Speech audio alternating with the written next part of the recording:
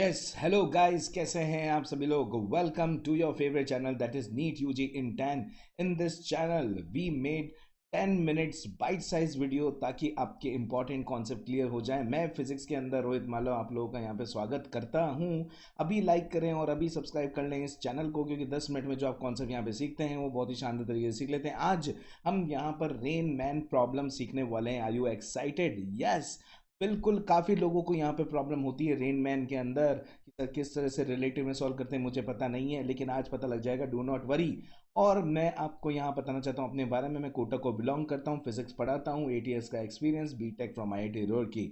Okay, अगर मैं academy के बारे में आपको बताऊं तो इंडिया का लार्जेस्ट लर्निंग प्लेटफॉर्म है। इसके बहुत इंपॉर्टेंट फीचर्स हैं, जहां तक कि अकेडमी प्लस का जो मेजर प्लेटफॉर्म है, daily live classes, structure courses, live test और क्विजेज भी साथ में मिल जाते हैं। फ्री अलग से पे करने की ज़रूरत नहीं पड़ती है। अनलिमिटेड एक्सेस यहाँ पर आपको मिल जाता है। अनअकैडमी लर्निंग ऐप अगर आप डाउनलोड करेंगे तो आपको काफ़ी फ़ायदा हो जाएगा। प्लीज़ आप इसको डाउनलोड करें। और मैं बताता हूँ कि अनअकैडमी प्लस का जगह अगर आप सब्सक्रिप्शन लेते हैं तो कितनी कम फीस के अंदर कितने सारे महीनों के अंदर आप बड़ी आसानी से अपनी नीट की तैयारी कर सकते हैं। 12 मंथ की अगर मैं बात करूँ तो only 27,000 is the fees after applying the code Rohit 10 का कोड अगर आप लगा देंगे। 24 मंथ्स का अगर आप कंपेयर करेंगे 12 मंथ्स और 24 मंथ्स में, आप देख सकते हैं कितना कितना फर्क पड़ा। बहुत ही कम, लगभग 5,000 के आसपास का फर्क पड़ा। और आपका 1 साल और इसके अंदर जुड़ गया। तो जो भी आपके जूनियर बोल सकते हैं कि, या फिर आप खुद भी 11th क्लास में हैं तो अभी उनको लेने के लिए बोले, काफ़ी फ़ायदा यहाँ पर हो जाएगा in comparison to offline coachings, right. Okay, चलिए तो यहाँ पे रेन मैन प्रॉब्लम स्टार्ट करते हैं। We are over here. अगर हम यहाँ पर बात करें तो रेन प्रॉब्लम है क्या सर। बात इतनी सी है कि मैन के रेस्पेक्ट में क्या है, हमको सारी चीज़ें निकालनी पड़ती कि भाई मैन जो देख रहा है वो बारिश को कैसे देख रहा है, वो वर्टिकली आ रही है कि टेढ़ी आ रही है, समथिंग लाइक दैट। ओके, अगर मैं आपको for example, this is very basic example, अगर रेन वर्टिकली गिर रही है विद रेस्पेक्ट टू ग्राउंड, ठीक है, this is with respect to ground. अगर मैं विद रेस्पेक्ट टू ग्राउंड बोलूं कि रेन वर्टिकली गिर रही है, लेकिन एक इंसान चल रहा है VM से, तो उसको किधर की तरफ आती हुई दिखाई देगी। तो ये जो रेन वर्टिकली गिर रही है इसका वेक्टर यहाँ है, जो इंसान है उसका वेक्टर इधर है। लेकिन हमको पता है कि विद रेस्पेक्ट टू जब इंसान यानी विद रेस्पेक्ट टू मैन लिखेंगे तो इसको रोकना पड़ेगा। को रोकने के लिए हमको जो VM वेक्टर है वो इसके अपोजिट डायरेक्शन में देना पड़ेगा। तो आपको ये भेदभाव नहीं होगा। बस अगर उसमें आपने एक वेक्टर माइनस किया है तो इसके अंदर भी ये माइनस करेंगे VM वेक्टर का उल्टा, तो हम माइनस VM वेक्टर बोलते हैं। देखो कितने सही तरीके से आपको ये बता रखा है कि नीचे की तरफ VR होगा, इधर की तरफ आपका माइनस VM होगा। इन दोनों का जो रिजल्टेंट आएगा वो होगा velocity of rain with respect to man.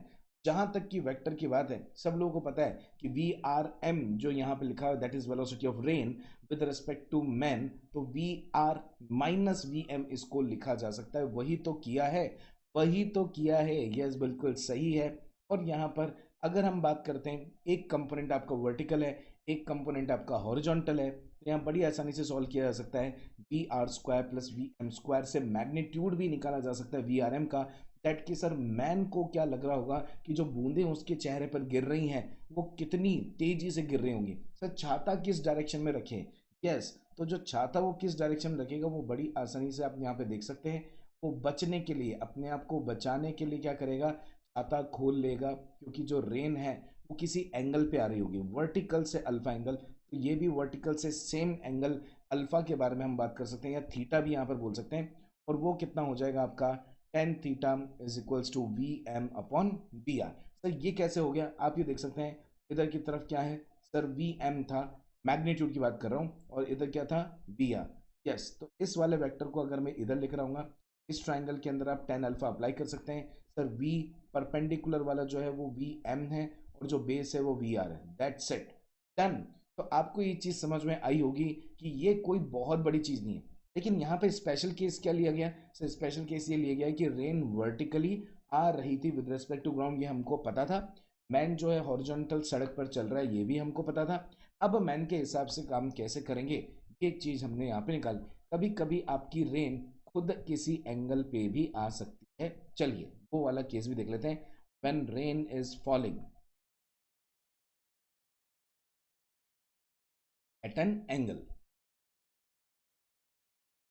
With respect to ground, यानी कि वो वर्टिकल नहीं आ रही है, ऐसे इधर की तरफ जा रही है। और कितने एंगल पे जा रही है, कितने आ रही है, मान लेते हैं कि भाई हमको दे रखा है 30 degree, 60 degree, what ever 45 degree from the vertical. इसके अंदर आप पहले ही दो कंपोनेंट कर लो। सर इधर की तरफ वी आर साइन थीटा होगा और इधर की तरफ वी आर कॉस थीटा होगा, राइट, ओके।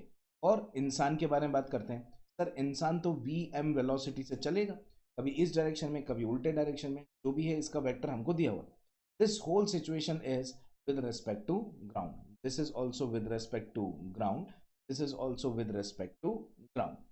अब हमको मैन से पूछना है, मान लेते हैं कि कोई रिपोर्टर पहुंच गया उसके पास और रिपोर्टर उससे उससे पूछ रहा है कि सर आप बताइए आपको कैसा लग रहा है।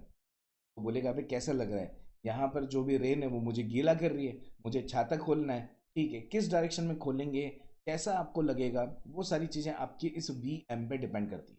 अब कैसे हम यहाँ पर विद रेस्पेक्ट टू मैन काम करेंगे, क्यों, क्योंकि यहाँ पर क्वेश्चन जो पूछा जा रहा है वो मैन से पूछा जा रहा है। तो विद रेस्पेक्ट टू मैन हम जब बात करेंगे तो ऑब्वियसली सर जो इसका जो ये वी एम होगा तो उल्टा वी एम जोड़ूंगा तब जाकर वो कट जाएगा।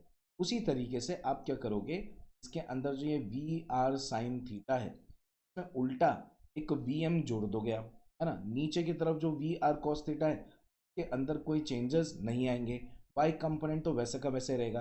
लेकिन एक्स कंपोनेंट में ऐसा हो सकता है स्पेशल केस में कि वी एम और ये वी आर साइन थीटा अगर बराबर हो गए तो इसको लगेगा सर रेन वर्टिकली गिर रही।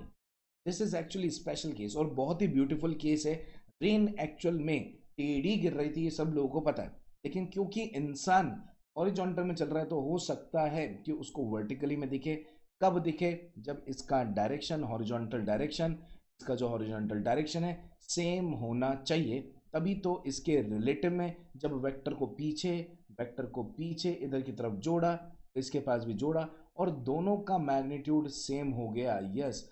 वी एम जो होगा इसको हम वी एक्स बोल सकते हैं, जो कि रेन का वी एक्स कंपोनेंट था, ये वी वाई कंपोनेंट है लेट से। तो ये जो वी एक्स कंपोनेंट था रेन का, अगर वो यहाँ पर किसके बराबर हो जाए, मैन की स्पीड के बराबर हो जाए, तब इस मैन को लगेगा कि वर्टिकली गिर रही है।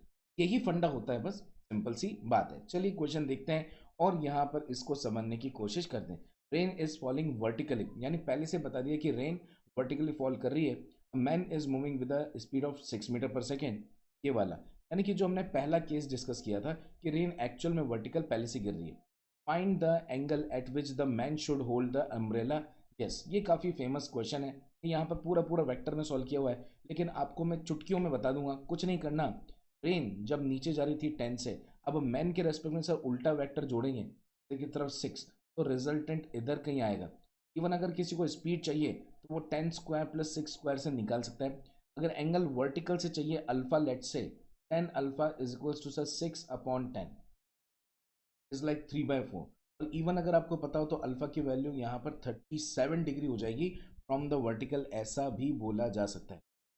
4 इज 3/5, अगर ये 3/5 है, आपका जो एंगल होगा वो आपको थीटा इनवर्स में अल्फा इक्वल्स टू 10 इनवर्स में ही लिखना पड़ेगा। तो 3/4 होता तो वो 37 डिग्री होता, थोड़ी सी मिस्टेक हो गई थी, 6/10 है, तो 3/5 is the correct answer. Done. तो इस तरह का क्वेश्चन सर हमसे हो जाएगा, इसमें कोई बहुत बड़ी वाली चीज दिक्कत वाली बात नहीं है।